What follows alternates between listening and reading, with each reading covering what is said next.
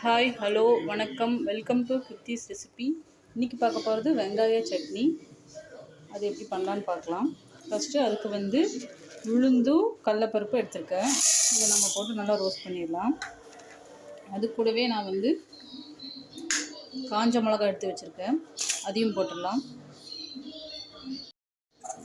இதை நல்லா dry roast பண்ணணும்.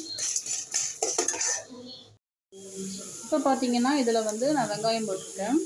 வெங்காயம், சின்ன வெங்காயம், பூண்டு ஒரு பல் போட்டிருக்கேன். பூண்டு 10 பல், இஞ்சி ஒரு துண்டு போட்டிருக்கேன்.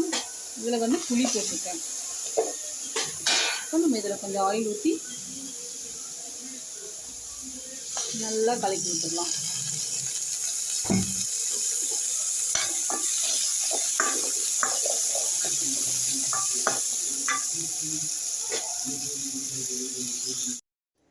இப்போ இது எல்லாமே மிக்சியில் போட்டு அரைச்சிடலாம்.